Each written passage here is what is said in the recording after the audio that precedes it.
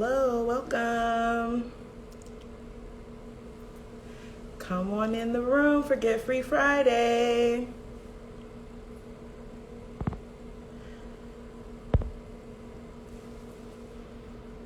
Hello, hello, welcome, welcome. Hey, y'all. I know it's been a little minute, but we are here getting ready to talk a little bit more about the amazing organizing that's happening. Whoops.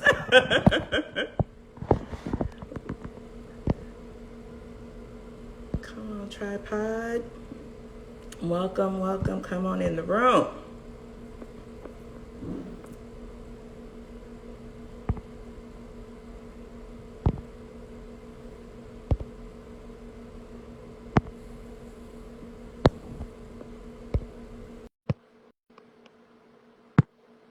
Getting folks up on the stage.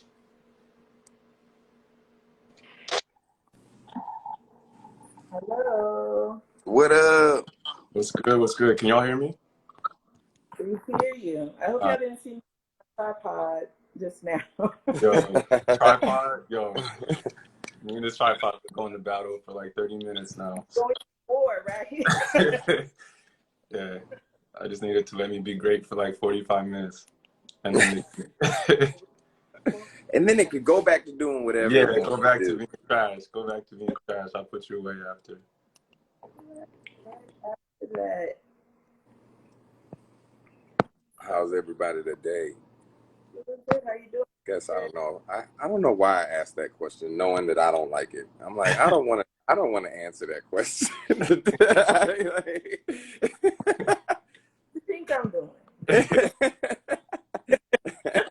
Because then somebody's like, "Oh, I can't complain," and it's like, actually, we could. Yeah, I can. I can. Yeah. Actually can.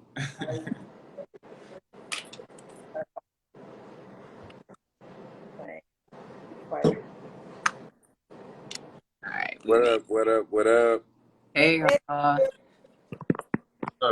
So I'm super excited for this Get Free Friday, Kendrick. Not just because it's the finale, but because we're actually the masterminds behind the coalition work that is going on with the coalition. And every week when we be like, who's gonna be the panelists? Neither of them are ever. And folks know they are the ones behind like the actual work that's going on and be helping to organize and tee up all the amazing panelists that we've had all year long. So I'm really excited for you to get to meet them and talk to them. Well, welcome. We're going to welcome our final Get Free Friday. Summer school is still in session, and you got to sit through this one too. Thank you for joining our conversations with powerful advocates working to end mass incarceration across the country.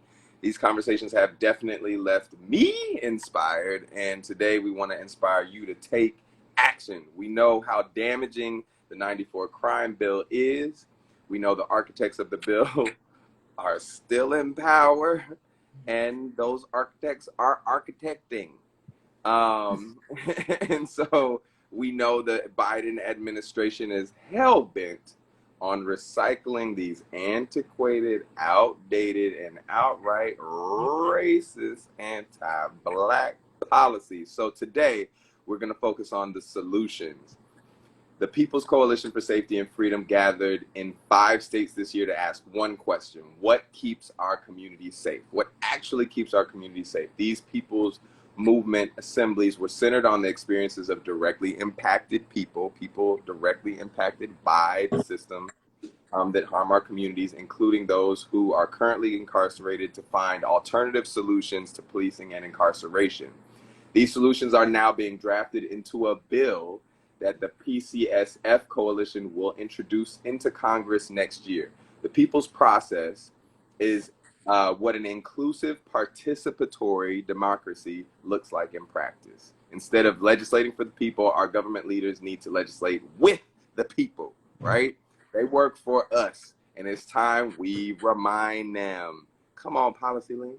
I'm joined by Cameron and Kamal to talk more about the movement to replace and repeal the 94 crime bill and tell us more about the people's process. Go on and introduce yourselves, your amazing selves, and tell us about your organization. All right, I can kick us off. Can y'all hear me okay? It's been a day down here. So I'm Cameron. I use she, her pronouns. I'm based in Newport News, Virginia. And I'm the People's Process Coordinator. So my role has been to really help organize the organizers who've been holding this work this whole time. So it's been great. I've been with the coalition for about, it'll be 2 years soon in January. So yeah, it's been a journey. It's been a journey. All right. Thanks, y'all.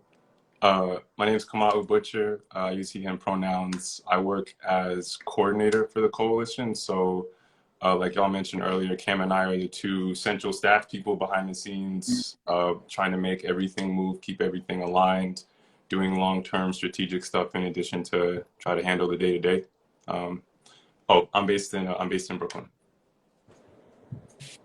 Hey, I'm down the street. Okay. I'm here in New York right now, trying to survive. Tell us about the People's Movement Assemblies and how they build power in communities directly impacted by the 94 crime bill. So I like to tell folks it's like a big town hall, for lack of a better comparison, but they're more targeted than that, right? Like it's really, we're coming together to make decisions collectively and to exercise political power. So it's like, yeah, we're trying to, facilitate feedback and input, but also like say we have the power to decide this thing. So it's really a practice that's been used, across the South, across the global South, to everything from budgeting to selecting candidates to selecting policy. And so we formulated ours around what policy do we want to craft together, and really thinking about what do we want to include in this bill, what do we want to exclude from this bill, right? How do we want to invest? And so it's really just a way to kind of bring folks together, right, who have the experience, have the direct impact, right? Not necessarily these kind of experts in the kind of traditional sense that are credentialed in that way, but our folks who are experts, who are our community members, who we know what solutions we actually need. You want to add anything, Kamal? Yeah, I think Cam covered it. The thing about it that's most exciting for me is the scale of it. And the biggest challenge at the same time is like the scale of it, right? So we're talking about like big picture ideas, moving like large amounts of money, making decisions that are like really long lasting, right? And so you need to have a lot of people involved in those decisions, and there needs to be a lot of intention and care put into like how you make those decisions, because they're going to be lasting ideally, right? And it's also just about like, how do you build that scale and do it like consistently, so you have like the infrastructure so you can repeat it, right? So it's not just doing it once, making a decision and everybody goes home. It's about how do you establish a culture where this is how we make decisions now, right? Everybody knows that we're going to be involved in this together, feels accountability to it, right? Feels ownership over it. And that way it sustains itself over time as it continues to get bigger. It's always interesting to me that we have to distinguish participatory democracy. So I'm like, what's the alternative? So what is the democracy we have happening now? Like, is it democracy? We had to create our own ways for folks to participate in making policy. What's been happening? Yeah, that's a great question. People say we live in a democracy, but advocates and communities working to end mass incarceration, over policing and surveillance are regularly excluded from making legislation, as we're talking about right now. How does the people's process work to change this? And we've already talked a little bit about this, but let's dig into the weeds of like everyday folks don't know what the hell participatory nothing. And it is confusing, So what do you think? What you want to add? So I think part of it is we started with poly-ed, right? Like we didn't just jump into the PMAs. We started with the political education process first. So we partnered with our local orgs to really map out what that curriculum would look like. And so we had 4 big units, right? We had one on the crime bill, we had one on what safety is and like defining safety outside of caging and policing. We had one on what is participatory democracy, just breaking that down, defining democracy as we know it or know it, because I have a whole critique that I won't get into now, defining participatory democracy, and then just talking through like what civics is, right? Like how does government actually work right now? And why this process is different. So we did like really intensive like sessions with folks on that. Like we did a train the trainer to get folks ready, but also like they took it back to their members to prepare them for then having people's movement assemblies. So there was kind of a flow. And I think that definitely helped everyone feel, you know, equipped and ready to like, oh, this is what we're doing together. This is why. And it gave us a chance to kind of, you know, repetition is key. So it gave us a chance to really make sure that everybody's on the same page and understood it, because we're creating this as we go, like it's an experiment and trying new things out as we see fit. So that's the political education, I think, was key in making sure that we kind of have the right grounding to get all this working. I like that you said repetition is key. It's like the simple things, you know, in those processes that, you know, help us remind us that like even people who are studying this all the time have to be reminded. It has to be repeated until it sinks in.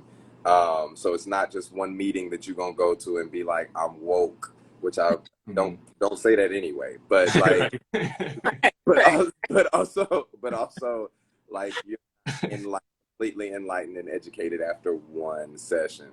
Mm-hmm. And in particular, we're talking about like incarcerated folks, people who have been snatched away from our communities, who are closest to the problem. Mm-hmm. And can't, and are even more excluded, can't come to the meetings, right? Can't get the political education. Can we talk a little bit about that? How did you work with incarcerated people to include their experiences? And some of the things maybe that's going on. And you've got California, Illinois, North Carolina, Tennessee, Texas that all have, you know, and even, you know, big win in Florida that has been fought back how many times for or, you know, incarcerated folks participating, and people who had felonies on their records or whatever can now vote. Let's talk about a little bit about that. Cam, I can start this one if that's cool. And you're exactly right, Kendrick. I think firstly, I would name, I don't know if a lot of folks know this, that there's actually only 2 states right now in which you never lose your right to vote if you're incarcerated. That's wild, right? Only 2 states in which you would never lose your right. All the other ones, there's some way or some form in which, like, once you're put into prison, you lose your right to vote for at least some part of time, right? In addition to the obvious, like, briefly for folks who might not even bump up against that. Okay, so you go to jail, you shouldn't vote. That's what people say, right? There's some now. I don't believe that's right. True. Right?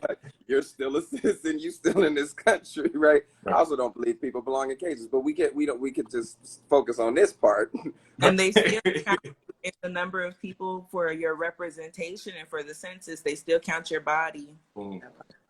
So can we talk a little bit, about that? Like, why is this a heinous thing? Yeah, I mean, obviously the experience of incarceration, like being caged, like you said, Kendrick, is terrible. You're also pulled away from your community, right? And then you're excluded from the process of making any decisions that impact the community that you come from, right? So you're not able to actually do anything about what's happening back home while you're away, right? And to get even more specific about like the states that we're working with, right? In California, you have to serve a full prison sentence before you can have your rights restored, right? The same is true in Illinois. The same is true in North Carolina. And there's even stuff that it can follow you in certain states after your like sentence is completed. Because even getting into like what sentencing means, there's going home, then there's parole, and then there's probation, right? So there's all these other forms of supervision that continue even after you're not inside of the prison walls.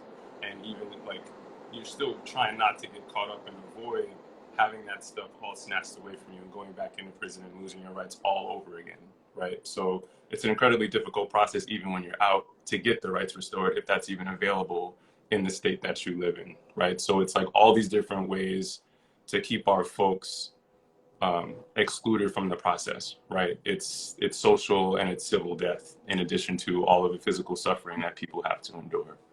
And I want to give a little caveat on that, because they're not complete, like Tia said, they're not completely excluded from the process. They're excluded from participating, but they like it or not, you know, they're using their numbers and their bodies in some way or another for the system, for the benefit of profit or whatever, right? Exactly. I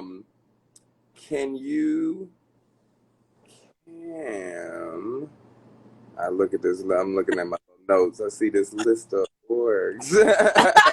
Our notes are We love an agenda. We love an agenda. Let me pull this up. Justice Teams It's Network. also funny because these are the people who be making the notes, Kendrick. And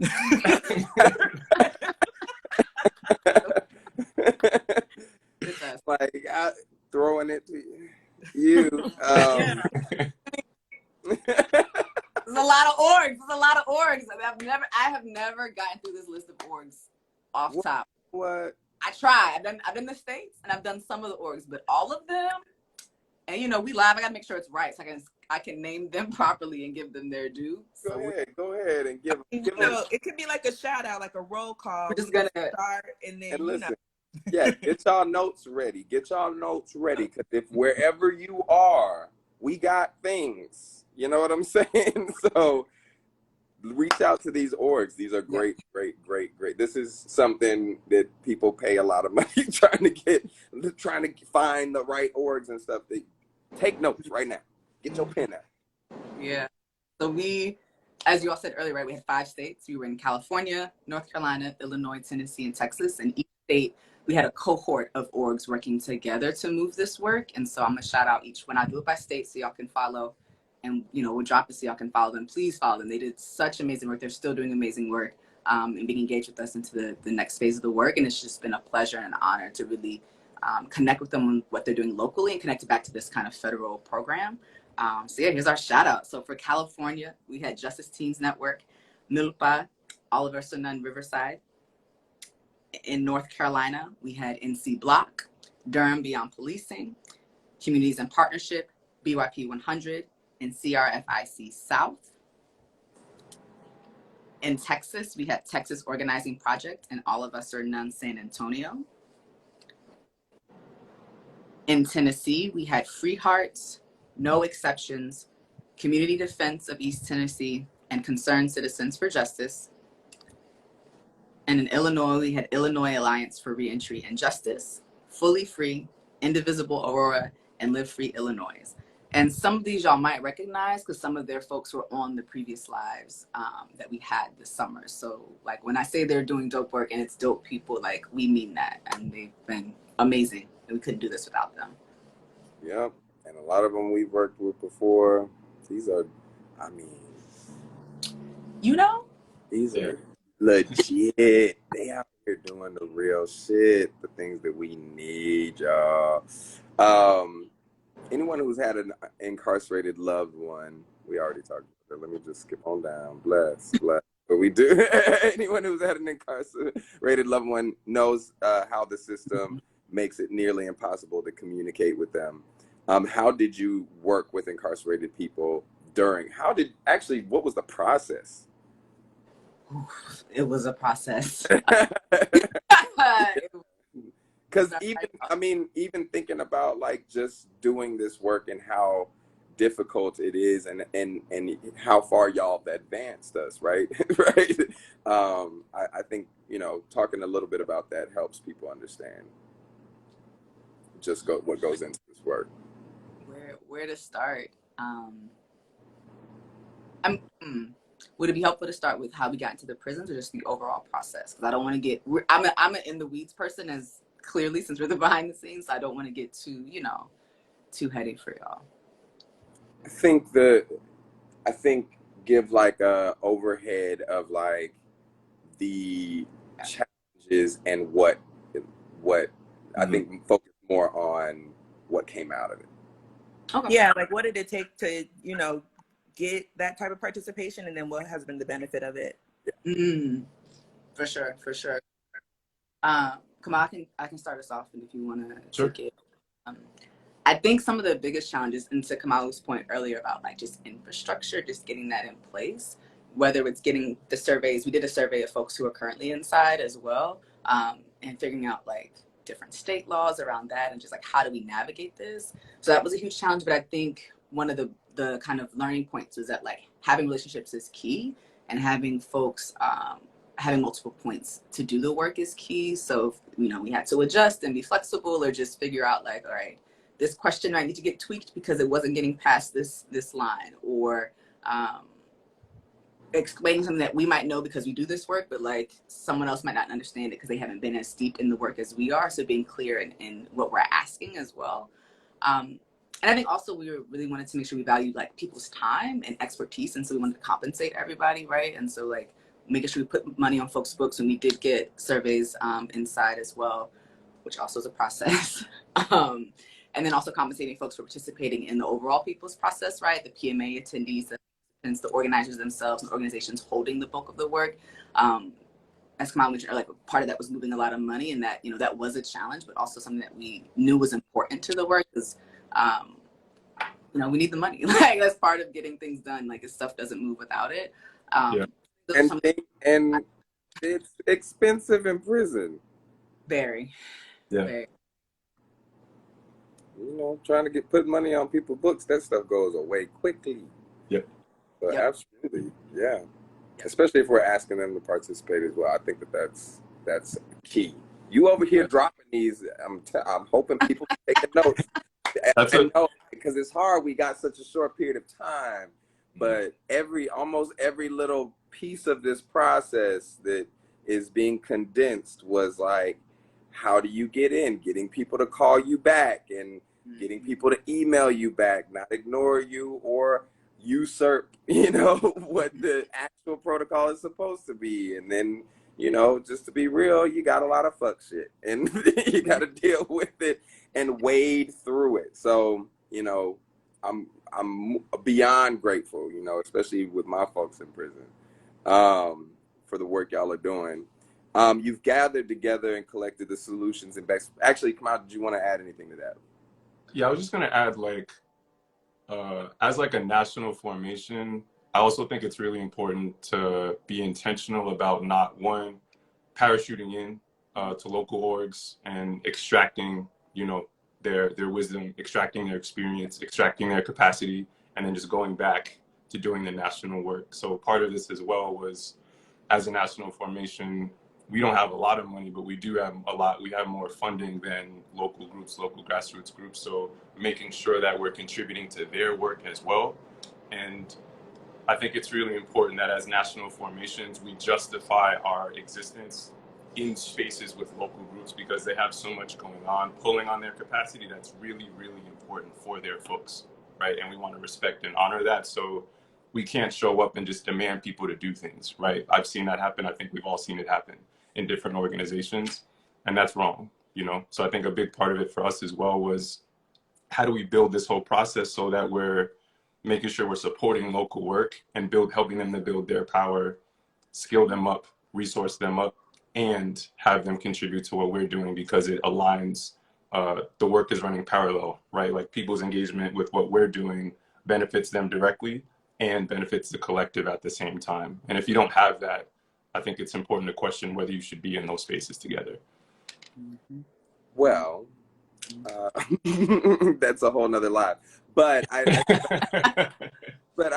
do appreciate, again, gems, right? Like, for everyday folks that don't know the difference between a national org and a local org, right? National orgs focus on the national. They focus on the whole nation, and the overall processes and narratives, right? And what's happening nationally. And then local orgs focus on very specific local communities and community work.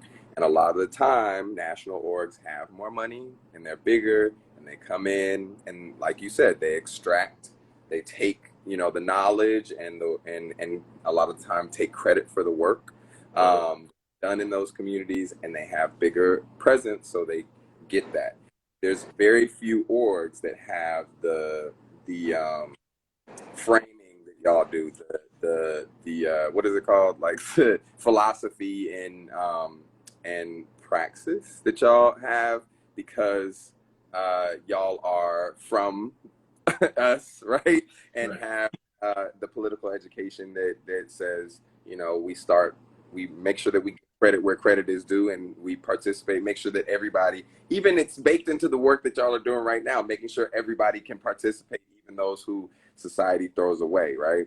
And then when that's at the center of our things, and even when we're talking about government, national government, you know, and even like local, there are fights and such, and there's a lot of things that we have to wade through. So again, kudos. I don't even know what that means, really. What does kudos mean? But y'all know what I mean. Thank Yeah, you. thank you. I received that. Which is Yeah. kudos. um, Big ups, okay? you've Props. gathered, right, big prop. You've gathered together and collected the solutions and best practice. Now it's time to draft legislation, laws. What does that process look like? How do we as a community learn how to write bills together? Yeah, I'm really excited for this. I was just like reminding folks in the chat that the 1994 crime bill is a package of legislation that led to the record rates of mass incarceration that we have now. Like we learned at the last Get Free Fridays, the 1996 crimmigration laws that criminalize different types of immigrants and led to the building of immigrant prisons. And, you know, a lot of times we're just like, oh, it's the law. And I even see some people in the chat, well, if you break the law, that's what happens. It's like, who wrote the law? Right. And who decided that certain types of laws mean that certain types of people get a certain type of time, certain type of sentence? Kamau, you started talking a little bit about that. All of these things, the people's process, really wanting to emphasize that this one is about bringing people into the process of creating the policies and legislation that we live by now. Word, yeah. Like when I started with the coalition back in 2020, in order to kind of wrap, I was familiar with the crime bill, but I hadn't done any like real deep dives into it yet. And the way that I kind of came to understand it, with there were problems with the procedure of how it happened, and that flowed into the substance of what was in it, right? So you had Joe Biden in Senate leadership. He was the chair of the Judiciary Committee at the time. This is in the early 90s. He got together with police union leadership to write the bill, right? So that's where it came from. So what came out of it makes a lot of sense based on who wrote it, right? So at the core of our kind of philosophy is, if you have different people doing it, what will come out of it will look different too, right? And so for us, it's just about, like Cameron mentioned earlier, how are we building relationships with people that have been directly impacted, and then from there building together a process that works for everybody. So I'll let Cam like talk a little bit more about like the details of every step, but it was really important for us to make sure that when we started, we were doing it together and not being too prescriptive with local groups and with folks that were directly impacted, because that's the same cycle that we're trying to break. Like we're trying to undermine that and do it a little bit differently. But since Cam is like she said, like in the weeds on this, I'll let her talk through like all of the different pieces that have gone into making that actually work in practice. Because yeah, like the process, right, is about addressing that how piece, about how the bill got written. And so if you have a different way of writing it, our belief and clearly what we're acting out is that then the outcome will be different. You have different solutions, different things in this bill.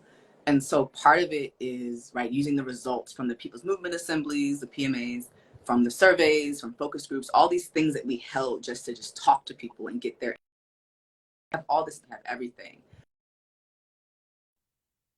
And so it's taking that and putting that together to say, okay, what can go into this bill, and really trying to figure out like what are the chunks of categories, right? Folks said that they want to see more investment in schools, right? And healthcare and housing and jobs, like things that we know, like we hear this all the time. Now we have a huge bank to go from. And so part of the process for us has been creating almost another PMA process to then do the drafting together, so that we're not, again, creating a space where, oh, okay, well, the experts, quote unquote, the credentialed folks, I should say, are the ones doing this. Like, we're going to write this together and breaking it down in a way that's still accessible and meaningful.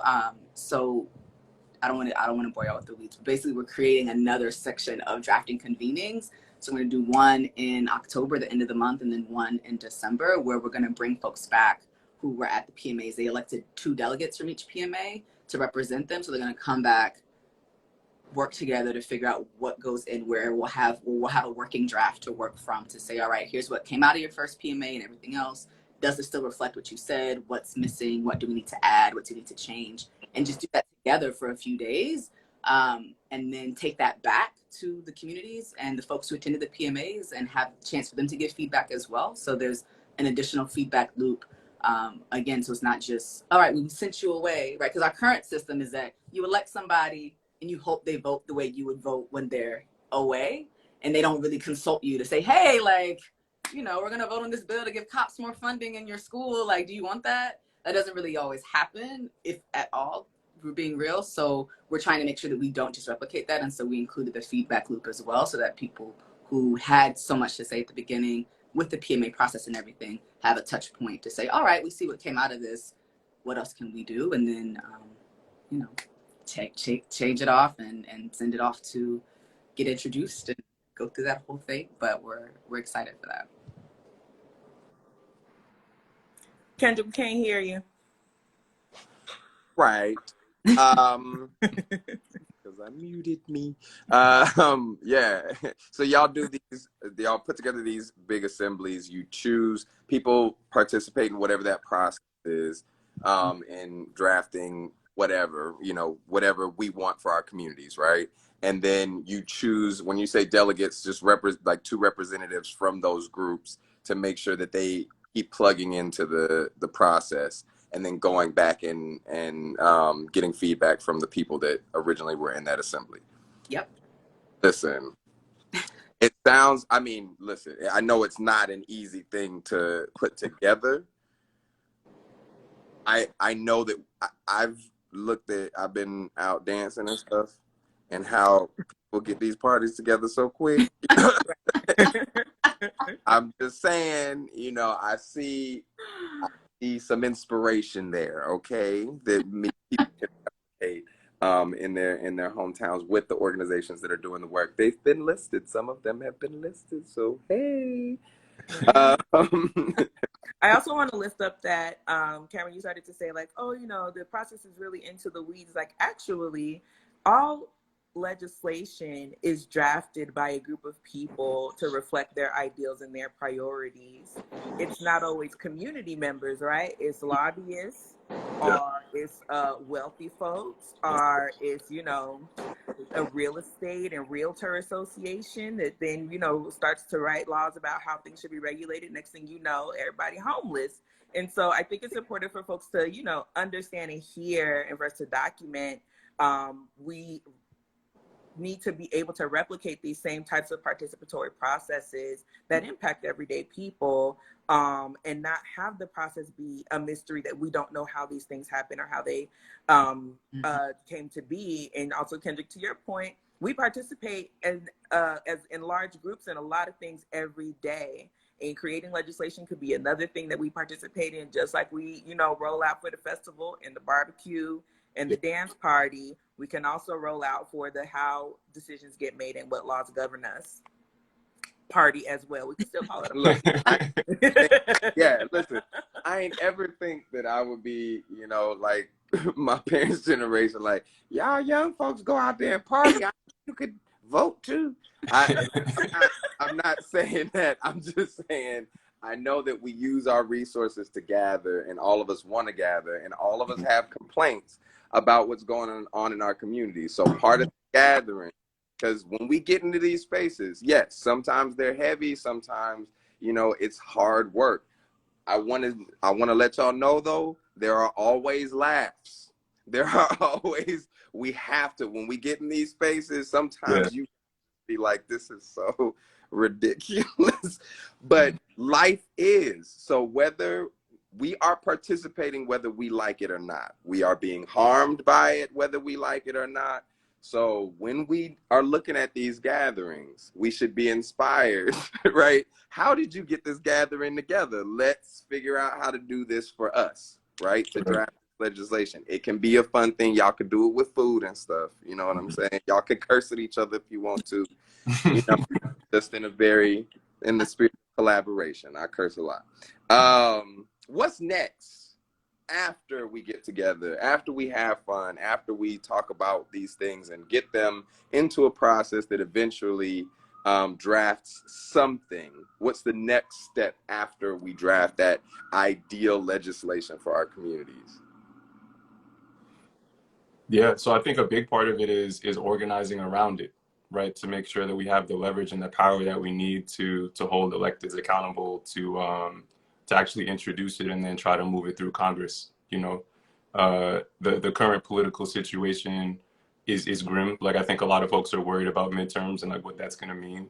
At the same time, the reality is a lot of the Democrats aren't on our side anyway, right? So we can't necessarily worry about them too much in terms of making our strategic decisions because they've made their stances pretty clear, in my opinion. So a lot of it is around how do we take the bill, do like political ed around it in our communities nationwide? How do we build our base in a way that electeds can't ignore us anymore? You know, that's the strategy that we're going to take. And we're going to need everybody for that. We don't have a bill yet, as we've talked about, right? The bill is not ready yet, but like once it is, everybody that's on this IG Live, everybody that sees it, everybody that goes to our website, it's going to take all of us, you know, because of what we're up against and the resource deficit that we've got. And so that's really important. The other piece that I would just name is trying to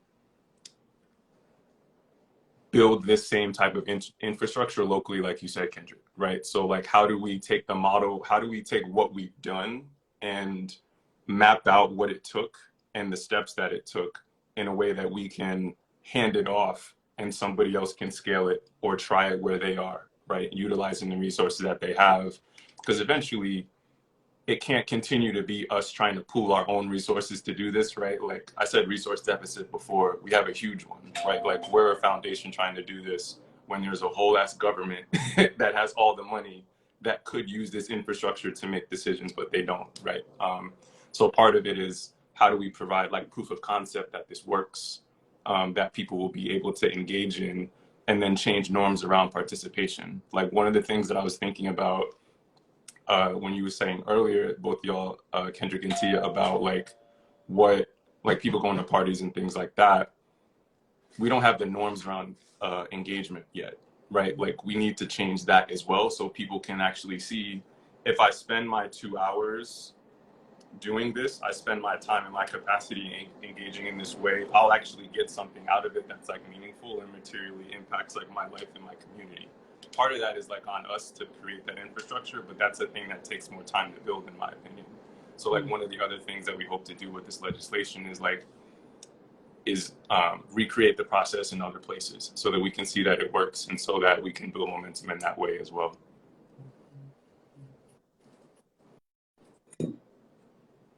Sorry, Kendrick, you muted again. You muted.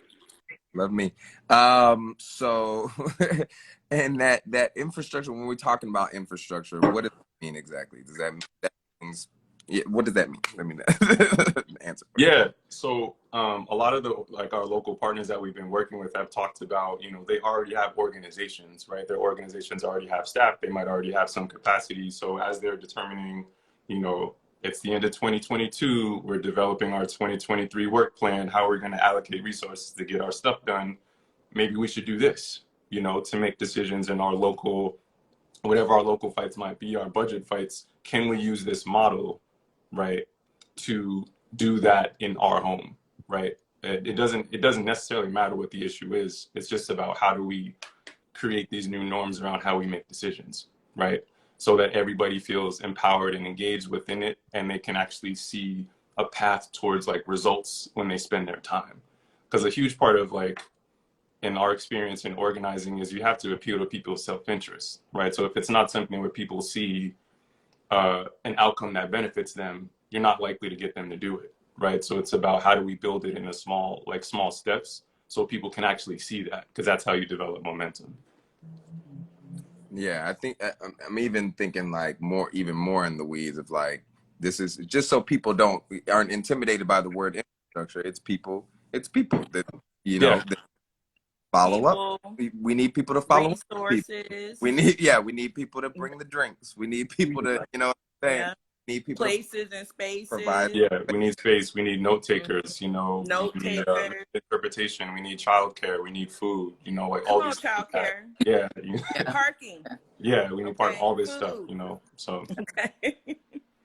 We need a website because if everybody can't make it, somebody need to be able to look up what was happening and put their comments on. We need broadcast so people can watch, because if you're disabled or you're homebound, I still need to be able to tune in like on some C-SPAN and see what's going on. Like who? And that's a simple like, who's got the IG live this week? Who's gonna record it and send it out? So how, when that leads into the next question, you know, how can we have time for just one more question? Well, that's easy, because how can people get involved? That's the we talk about repetition is key, right, Ken? You know, we've been talking about it, and just in case you missed it, just in case, because Kamau just why we gonna need everybody. We gonna need everybody. We need y'all to follow. I think Kamau is logged in on the PCSF account, so just follow all of us. Follow us on socials for updates. Sign up at our website, safetyandfreedom.org, so we can send out, you know, mass updates about what happens with the bill, because when it's time to go, it's going to be go time, and we really need all hands on deck to push for this.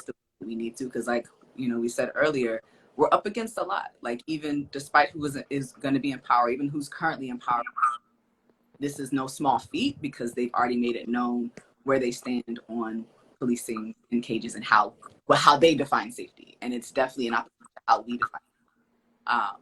So to make this happen, it's going to take, you know, a mighty, mighty push. So please, please, please sign up. Send it to your friends. Send it to people who aren't on social media, right? Your aunties and uncles. Don't be on IG Live. Send it to them too. They can get the newsletter, email. Like, everybody needs to be up here, because when we say, all right, call your folks, pull up, that's what we mean. And we're going to need y'all to show up and show up. I'm just going to add to that. It ain't just that their definition of safety. Their definition of safety is actually not safety, and it's harmful. Boom. We need to do this. This is actually something.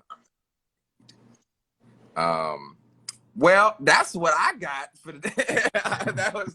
I enjoyed this last day of summer school. Haven't ever wanted to participate in summer school ever. Right. But this one, at the ripe age of my age, far out of school, I am very pleased on this last day of summer school. I'm excited. This is the stuff that we need. Tia, you want to close this out? Yeah, I'll definitely close this out. First, I want to say thank you to Kamau. Thank you to Cameron. The summer school was kind of like my kind of secret. I want to do this. And then Jamila, who runs the social strategy for the People's Process, we go way back. We got together and said, don't you want to do summer school? I do want to do summer school.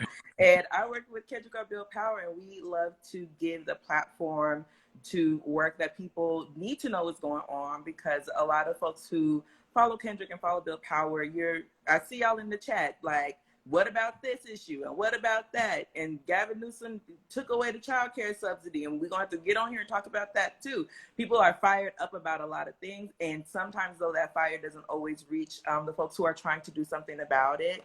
And that's what the summer school series has been all about. It has been really amazing and really an honor to be able to lift up the work of these incredible organizers and folks that y'all are working with all across the country.